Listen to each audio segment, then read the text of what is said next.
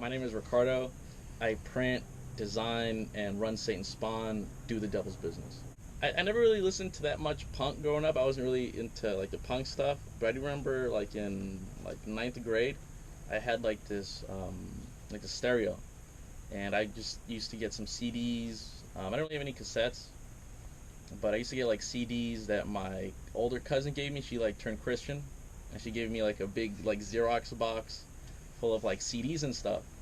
And then I started listening to those. And then one day, my sister got me this Gangrene CD, older Budweiser. She got it from the 99-cent store, and I put it on, and that's that more kind of like it's like punk, a little like That was like more hardcore, yeah. yeah, and pretty much that really, aside from the usual like Black Flag and stuff.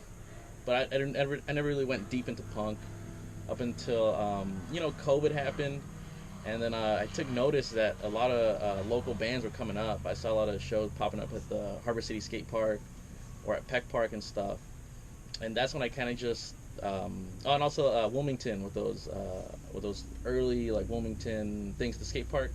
Oh, yeah. And that's when I kind of took more like notice of the growing punk scene around here. I mean, I actually play in a metal band called Toxin. So we formed like in like 12th grade of high school, and like around that time we started playing shows. I do remember like back then we'd go to Long Beach often. There was this production called Babuski Productions. I remember that it was, I forget the address, but it was like somewhere off the 405 and like Alondra or something. It was like right on 67th away, like the address and stuff. And then metal shows mainly like in Long Beach or like Watts at the Watts Cave, or places in Compton or like South Central and stuff. Like around that time is when I really kind of just got into it. Like more recently, just like the bands around here, just because I mean when I was like in high school, just coming out of high school, like there was no like scene around here, well that I knew of. It was like like the hardcore punk scene in Carson, but we were metal fools. Like we didn't really know, so we just kind of everyone else was in South Central and stuff, or like Long Beach, or just even farther than that. So like around here in the harbor area, it was just us, like as a metal band. There was other punk bands stuff, we just didn't know them.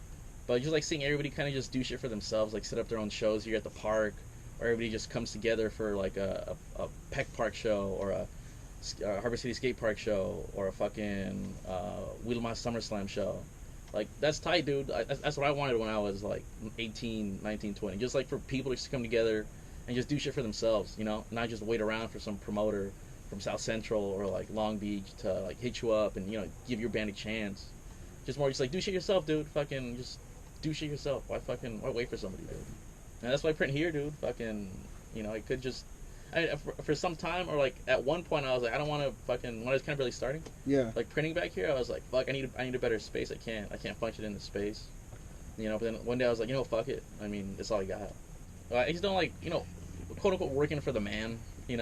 I mean, it's like, I mean, spending time out here, even though I'm in the sun all day, I get a print for just people who I like to think as keeping it wet.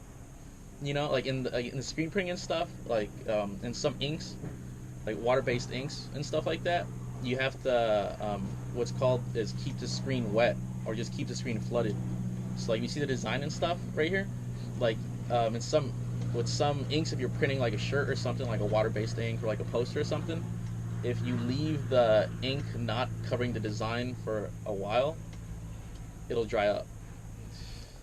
All time, or just like, all right. I've been trying to get into just like, what do you call it? Like new. It's like right now I'm not even listening to like metal a lot. Like on my way home from work or back from or to work or anywhere, I put on Psycho Realm. So I mean I've been listening to a lot of that, dude. Their first album is really good, and then War Stories 1, War Stories 2 is really good. So just that, maybe some, like recently a lot of Psycho Realm. Maybe I put on some like little 80s bangers or something, like the Genius of Love or something, or some Blondie. But at the moment, that's all I'm listening to. I'm not really like going to metal bands or nothing. Oh, you know what? One band I saw open up for XL a while ago was Skull Crack.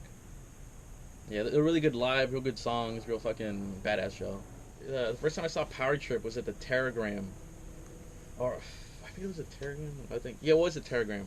I saw him at the Terragram, and I never really heard of him before. I just heard of him like I never listened to music really, but everyone was like, oh, this is like a thrash band. No, this is a hardcore band. And I was like, I'll go check it out. It's a little bit of both. Yeah, and fucking it was a stacked bill. It was Dustable. They're from like France or Germany. Some thrash band, PowerTrip, Exodus, and Obituary, and fucking I went. Dustable was kind of like tame. There was fools in the parking lot for that one, but once PowerTrip was on, everybody just came in and stuff, and fucking the hardcore dudes just started fucking just swinging hardcore two-stepping and shit. And then fucking a bunch of thrash dudes just fucking swarmed, started beating them up, dude, just socking them up, like quit it with that shit, start moshing and stuff. And a pit, actual, just mosh pit, whatever it started and stuff.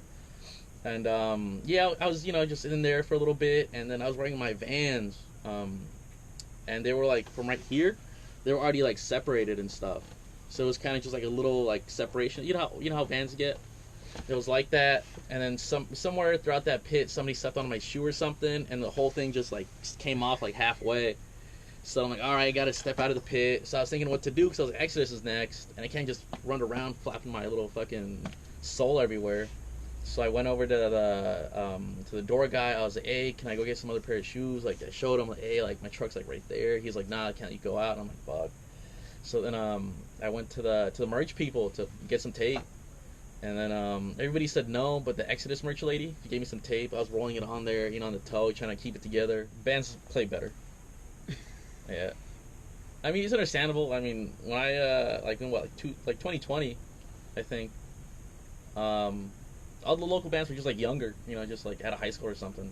I mean, everybody's, not that great coming out of high school, but, just better, just better playing, just, I want to say a little more, I want to say a little more professional.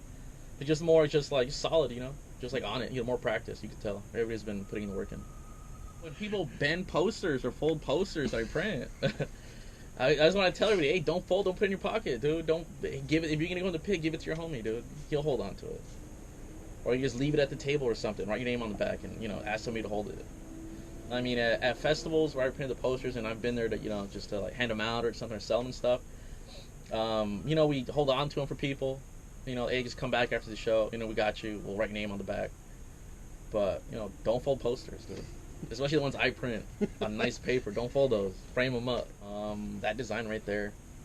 I'm working on a new drop for, more Satan Spahn stuff. A couple shirts. More Slayer reprints. Slayer hats. Yeah, like a summer drop, maybe some tote bags. I mean, I haven't written it down. I really should. I wanna make like a 5-year plan. But I mean, for the next 5 years, probably move into a garage. Get a pad with a garage. Start printing out the garage. Just up my printing game. Just be able to do more colors, more complex designs. Designing game, just better design. Just be able to like. Probably do CMYK printing, so just like 4 colors to make one overall design that just looks like way better. Also, just like maybe go legit and fucking like trademark everything. Fucking start paying taxes and bullshit. But yeah, dude, I mean, go fucking across the state, across the country, dude. Fucking. Get stickers everywhere, just get shirts everywhere, fucking bend at a festival, fucking, just have Satan Spahn, out there. I mean, punk to me is just like, I would say DIY. Like fucking, I mean, just it's kind of like everybody kind of thing, But it really is just like, it's like, why wait, dude? Fucking, it's DIY, dude. Just like do things yourself. Don't wait for anybody. Take matters into your own hands. Don't just sit around and fucking wait for shit to happen. It's not gonna happen. Like you gotta make it happen. Practice, dude. Practice. Get your own gear. Whatever you can get, you know. Fucking don't start drama, dude. I mean, change your strings, tune your guitar off stage before you get on. Don't tune it in the amp all out loud in the middle, and then everybody's just kind of waiting around and just like, like a fucking lame, dude. I hate that, dude. I still see people do that, dude. Get a tuning pedal if you have to. Fucking just fucking. I got a lot. Hold on, I got fucking. You get a tuning pedal. Practice your set. Don't argue about, hey, what song's next. Have that shit planned out.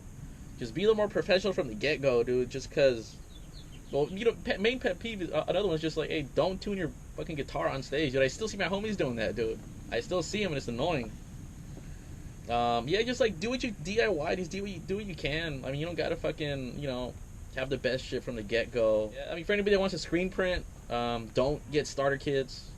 Maybe get like a used press off of Craigslist, like a single station press. Make sure you have enough room.